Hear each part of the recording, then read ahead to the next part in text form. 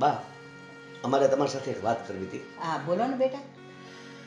બા જો બિંદી આવે ઉંમર લાયક થઈ ગઈ છે. હા હવે આપણે એના ઠેકાણા વિશે કંઈક વિચારવું જોઈએ. ચોક્કસ.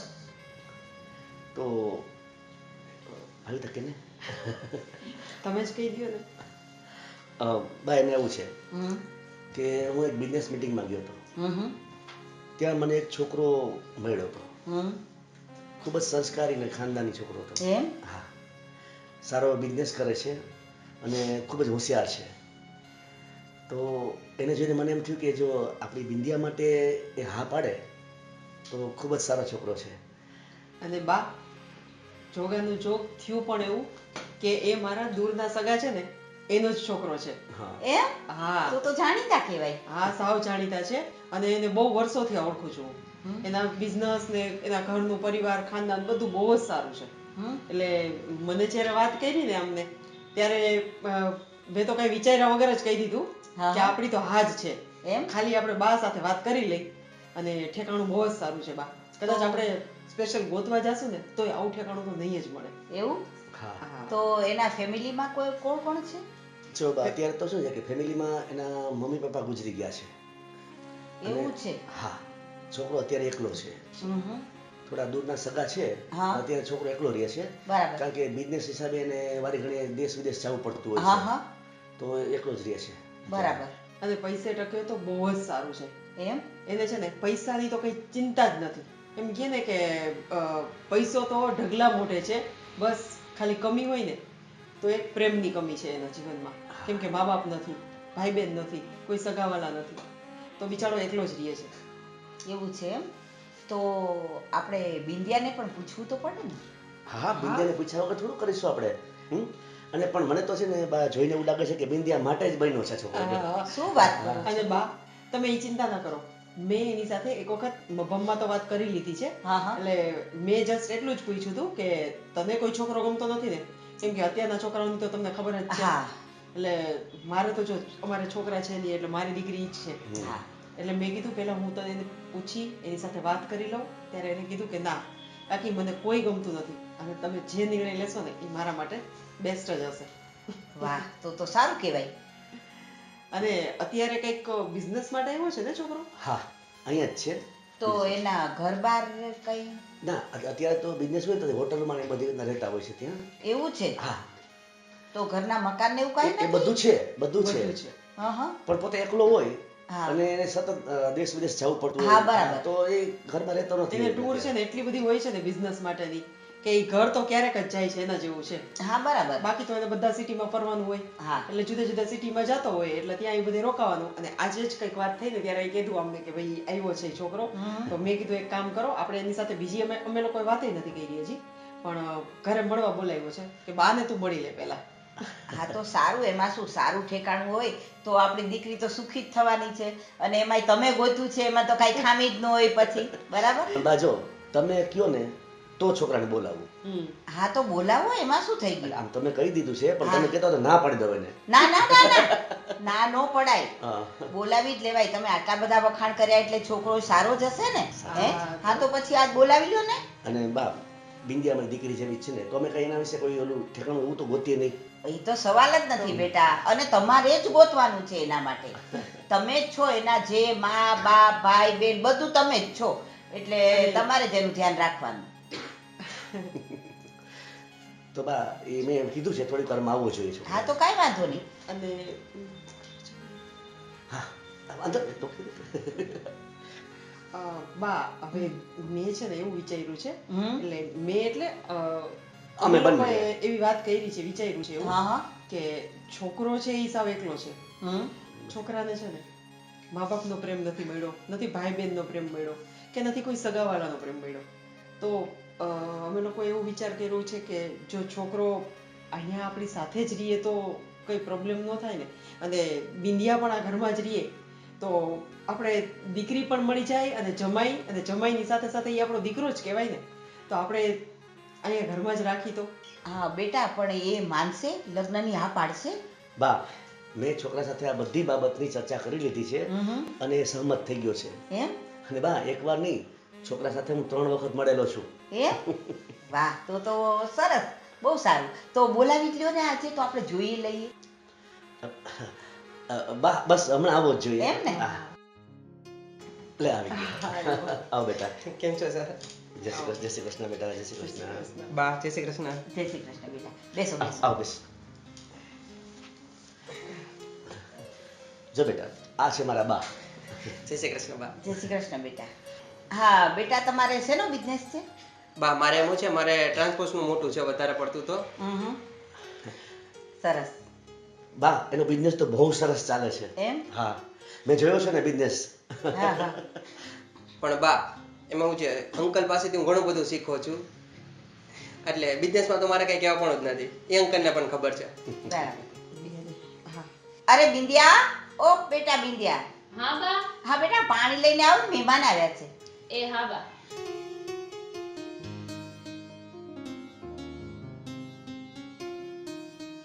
બોલો ને બા, શું હતું? હા, તને એક વાત કરવાની છે બેટા, કામની વાત છે.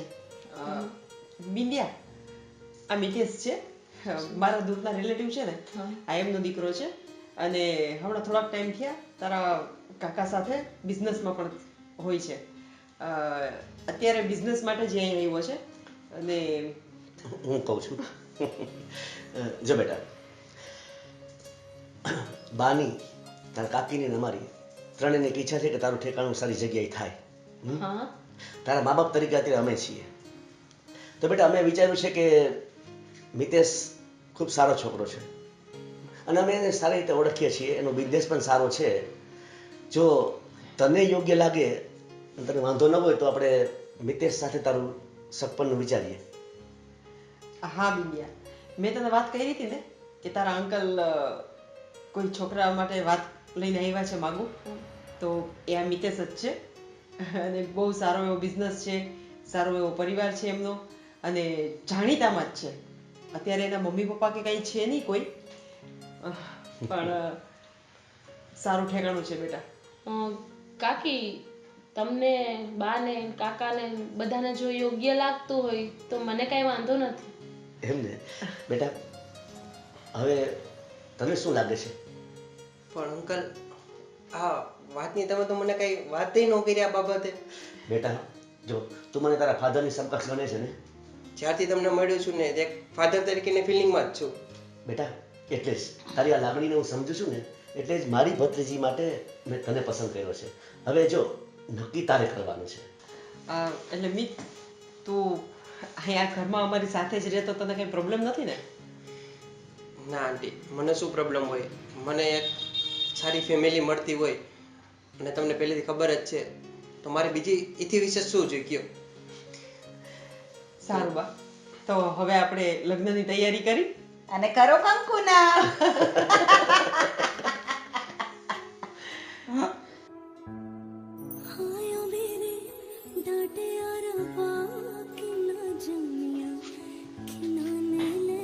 ઓહો, આ તો બહુ મસ્ત લાગો છો, સાચું કહે. એક કામ હતું નાનું એવું. શું હતું બોલો ને? 2 મિનિટ તારો ફોન જો આપીશ ખાલી મને? અરે 2 મિનિટ શું, તમે જ ફોન રાખો ને. પણ અરે શું કામ હતું એ તો કયો. અરે એમાં એવું છે, મારે એક ટ્રાન્ઝેક્શન કરવાનું છે અને થોડું પેમેન્ટ અર્જન્ટ છે એટલે. અરે કાંઈ વાંધો નહીં, તમ તારે કરો. તો હું મારી રીતે લઈ લઉં ને થોડું ઘણું? મને પૂછવાનું થોડી હોય મિત. જો ભાઈ પૂછવું તો પેલા પડે, પછી તમારું કઈ નક્કી ન હોય, ગમે ત્યારે ગુસ્સો થઈ જાય. વ્યવહારે છે ને એ તો ગુસ્સો થાય ત્યાં સુધી જ, પછી કાંઈ ના હોય, તમને ખબર છે ને. સારું ચલો. પણ હવે તારે વાર કેટલી લાગશે એ કે પેલા? બસ 5 મિનિટ, તમે જાઓ, હું આવું છું. હું અહીંયા આવ્યો એની 10 મિનિટ થઈ, હજી તું મને 5 મિનિટ નું કહે છે. મારે ઓલરેડી બી મોડું થઈ ગયો, મારે હજી એક મીટિંગમાં જવાનું છે પાછું. 5 જ મિનિટ મિત, પાક્કું આવું છું, તમે જાઓ, હું આવું છું. 5 મિનિટ ને 5. છઠ્ઠી મિનિટ નહીં થાય ને હું પાછો આવીશો નકર. અરે નહીં થાય. સારું. બા હવે તમને મિત કેવો લાગે છે? બહુ ડાયો ને બહુ સારો છોકરો આપણને મળી ગયો બેટા. હો, ભગવાનની કૃપા થઈ ગઈ આપણી માથે. હા અને બિંદિયા પણ નસીબદાર છે કે આટલો સારો છોકરો મળ્યો તો અને એ પણ અહીંયા ઘરમાં આપણી સાથે રહીને હા ઈ કેટલું સારું કહેવાય હે? આ આવ્યો જો મિતેશ આવ મિતેશ એમ જોવા હા બેટા બસ, બસ, બસ, બસ, બેટા. સુખી થા બેટા. શું બેટા આજ તો સવારમાં વહેલો વહેલો? અરે મેં એવું છે કે મારે આજે એક અર્જન્ટ મીટિંગમાં જવાનું છે અને 2-3 બીજા પણ બહારના કામ છે. ઓહો કામનો તો બહુ હો આમને તો મને જરાય કામ કરવા દેતો નથી લે, સાવ નિવૃત્ત કરી દીધો મને. વાહ ભાઈ વાહ હું કેટલી ભાગ્યશાળી છું કે મને એકને બદલે 2 દીકરા મળી ગયા હા, હો. હે આખા ઘરનો કંપની માથેનો ભાર ઉપાડી લીધો, વેપાર માથે ઉપાડી લીધો અને આપણા બધાના માટે ઈ બહુ સારું થયું કે મારે તો ડાબો અને જમણો 2 હાથ મારે તો મજબૂત થઈ ગયા 2 દીકરા કા. ચાલો હવે આ ખુશાલીમાં આપણે ક્યાંક બહાર ફરવા જવાનો પ્રોગ્રામ કરીએ. આવી બિંદિયા આવ બેટા આવ જય શ્રી કૃષ્ણ બા, જય શ્રી કૃષ્ણ જય શ્રી કાકી. કૃષ્ણ બેટા, બેસ બેસ. આહા બહુ સરસ લાગે છો સાડીમાં બેટા બિંદિયા, મારે થોડું કામ હતું. મેં તારા આંટીને ફાઇલ આપી છે, એમાં થોડાક સાઇનની જરૂર છે તારી. પણ કાકા હું શું કહું છું કે એ બધી વાત હવે તમે મિતેશ સાથે કરી લ્યો તો સારું છે. એટલે મતલબ એમ કે હવે આ બધા કામમાંથી મને રજા આપો અને મિતેશ તો બધું સંભાળે જ છે તો એને જ કહો ને. એ તો તારી સારી વાત છે બેટા, પણ સાઇન તો તારી કરવી પડશે ને. હા હું કાકા સાઈન તો કરી દઈશ પણ મિતેશ એકવાર જોઈ લે ને એટલે પછી કરી દો. હા, કઈ વાંધો નહીં, એમાં શું છે? બરાબર ને બા? સારું ને, એક સાથે 2 ચેક કેવો ડાયો છે જોયું કેટલી જવાબદારી ઉપાડી લીધી. હા. તારા માથેથી એ ભાર ઓછો કરી નાખ્યો આવો. છોકરાએ હે? અને છોકરા બેઠા હોય એટલે તમારે લોકોને ટેન્શન લેવાની શું જરૂર હોય કયો બીજું? બરાબર છે સાચી વાત છે. બેટા એકદમ બરાબર છે.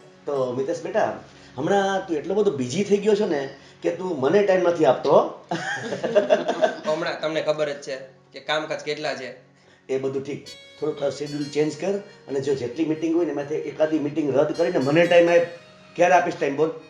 હું તમને ટાઈમ આપી દઈશ ને મને તમારે ખબર જ છે ક્વેશ્ચનની, હું તમને બધા આન્સર એને આપી દઈશ. કેટલો સમજુ છે. પણ જેમ બને એમ જલ્દી ટાઈમ આપજે મને હો. જલ્દી જલ્દી આપી દઈશ તમ તારે. તો ભલે હું જાઉં બા, મારે લેટ થઈ છે. હા હા બેટા કાંઈ વાંધો નહીં ભલે બરોબર છે ભલે.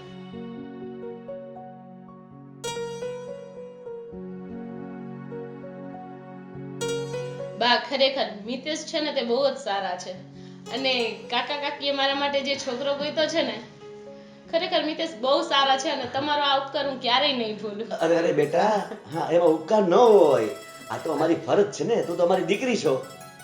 અને બા તમને ખબર છે ને લગ્નમાં પણ કાકા કાકીએ મને ક્યાંય પણ મા બાપની કમી મહેસૂસ જ નથી થવા દીધી. પણ બેટા અમારે હવે જે છે તું અને મિતેશ 2 જ જણા છો, બીજું ક્યાં કોઈ છે અમારે હે? અને તુંય ભાગ્યશાળી છે ને મારા દીકરા. હા સારું ચાલો મારે થોડુંક કામ છે હું જાઉં અને તમે પછી આવો. હા હા હા, હું પણ જતો હોઉં. હા કઈ વાંધો નહીં કાકા.